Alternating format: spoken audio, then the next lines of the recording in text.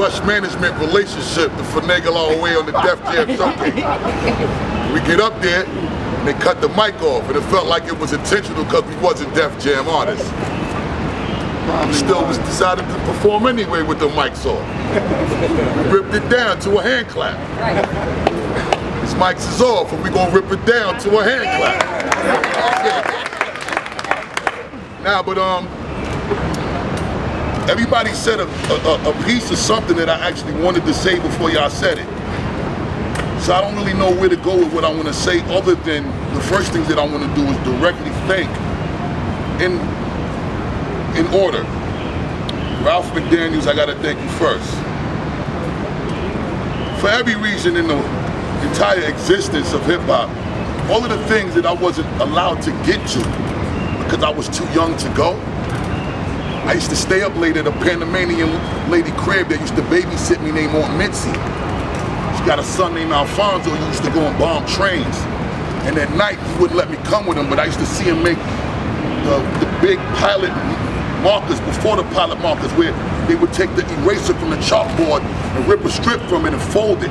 And they would use the black shoe polish as the ink so they could bomb the subway. Tag and all of that.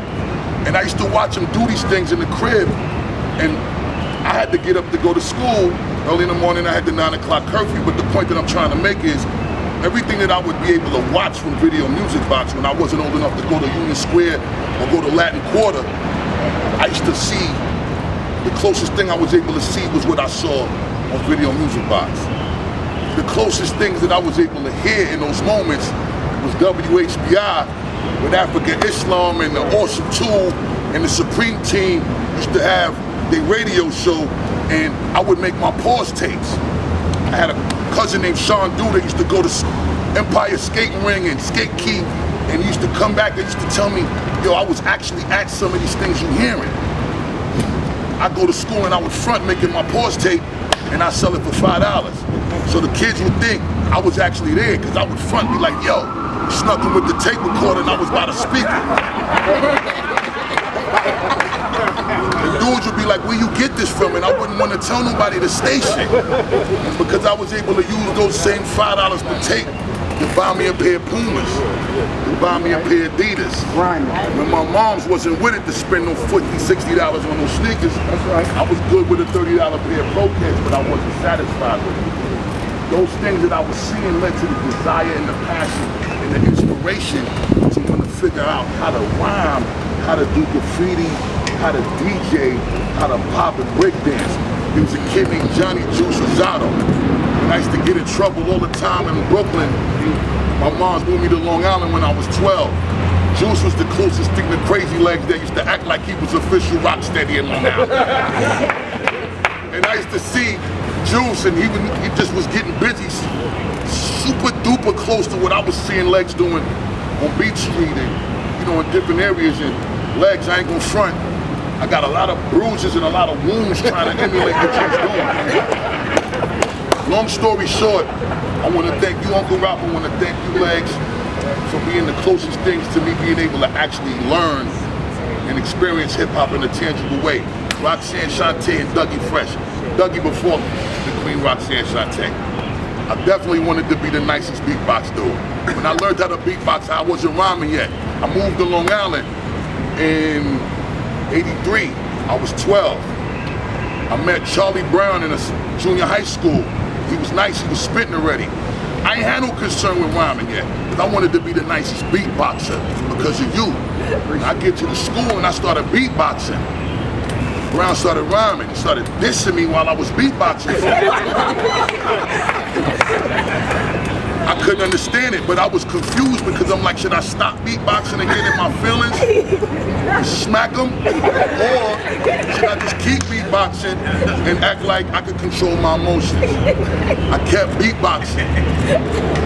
But that moment was the moment that made me turn into the different level of determined and passion and conviction to want to MC. The next day I came back and I tore Brown face off. So that's what ended up helping us become leaders of the new school. Roxanne Shante. Kango, Ice, an educated rapper, is from East Flatbush, Brooklyn. Big up. So Troy Ave, 40s, 50s. I went to Hitman Harry T crib to get beats. Couldn't get him. I wasn't nice enough to him. Special Ed, same age as me, was getting beats. I was tight. In any event, you was destroying and being so flagrantly disrespectful. But as a young, beautiful queen, I never saw that before. I was like, yo, I actually don't want to rhyme as dope as a dude. I want to rhyme dope like this woman. So I want to thank you for putting a different type of fire in me to not only want to know how to be a dope MC, but know how to just be able to aggressively compete. And to this day, that's why I always ran to the biggest competition opportunities with collabs. Didn't matter who was on the record. I want to be on it with you. I don't care what record you sold. I'm nicer than you. If you're nicer than me, show me how much better than me you are on the record. To this day, I don't think anybody can say Busta Rhymes took an L on any collab. But I do want to say this as well. Clark Kent, many a times you and the Queen might have me come over to the crib. Queen, good to see you. To the backyard events. Remember one time I brought my youngest son Trillian, he wasn't even rhyming yet. He came to that backyard event, he lost his mind and decided to pick his pen up. That was a changing point for him. Don Poole, you already know what it is. Reaganomics era, when everybody wanted to be the biggest drug dealers in the neighborhood, you decided to go and do the IHOP thing. Plenty of times I call you on the phone, show me how to do it. Show me how to do it. Show me how to do it. You know what I'm saying? So it's like all of these different things in all of y'all. D is not present today. Why? He was one of the first to show us how to be a CEO without being politically correct. That's right. Without putting a suit on to go into office to talk with the exec. And not compromising the moral fiber and the integrity of what it is to represent the soil and the soul of the street. That's right.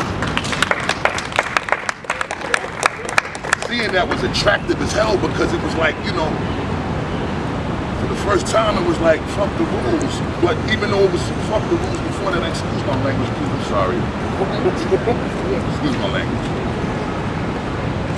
There was a different volume of loudness in the, we're gonna do this in the play by a different game. When Dog came through and put out 2 albums, 500,000-600,000 in the first week, in the same year on each album, I was confused. Unreal. I was like, okay, I like to compete, but I gotta figure out how to compete with this. Right?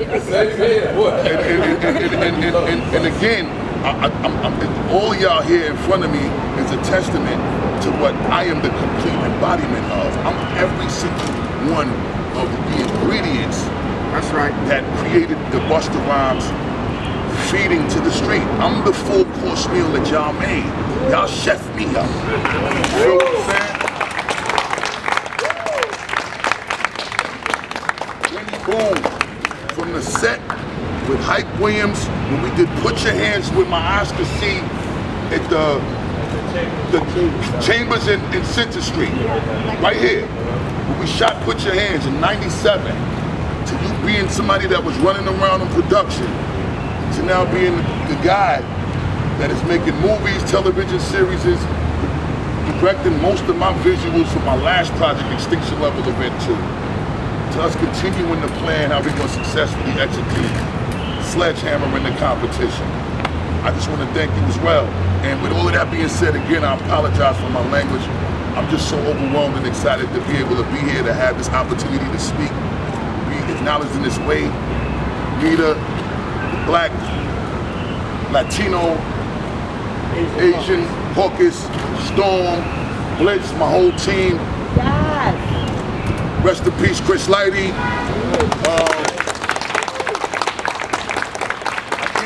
I can't forget Joey Crack.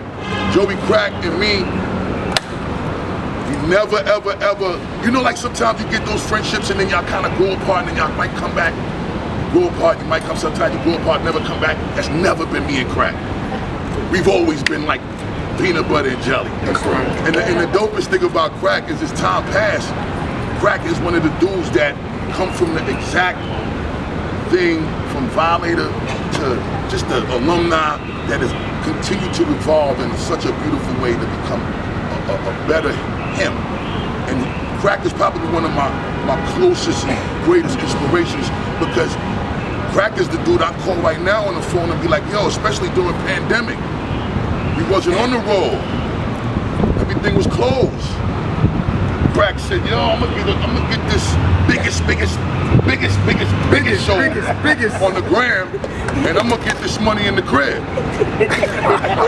Y'all can rap. I'm gonna get this bread sitting in my house. We're gonna get these brands to pull up, and I'm gonna eat. While y'all try to figure it out while these clubs is closed. I call Crack on the phone. You gotta show me how to do that.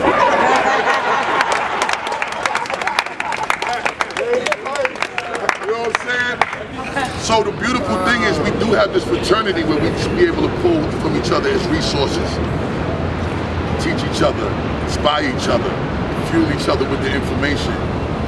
One of the problems about us complaining about why our city may not be this or that with the sound, or we ain't feeding each other the information. A lot of the times you don't even want to put somebody on if they ain't signed to you as an artist, or if there's no financial gain in it for you.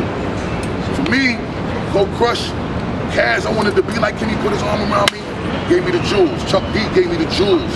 Kane used to have me come to his crib in Jamaica State. Look at the big kid. Now, I do want to big up Spice for one thing and one thing only. I definitely have been a fan of hers for the last 20 years, even before I met Spice. But the moment that really allowed me and Spice to grow together as friends, when I had the opportunity to come to Jamaica in 2014 and support our brother Bob's Cartel on his last 12 days. Gaza thing. You know what I'm saying? Gaza always said. You see it now? Now, when I was down there doing that trip, me and Spice was rocking every single night while I was at the Pegasus Hotel, because she was the one taking me around the country to make sure I was at every wicked dancehall party. I went to the right spots to get my food, and I made sure that I stayed out of the mix-up. Boss man. Boss lady. With that being said, everybody, thank y'all so much for being patient with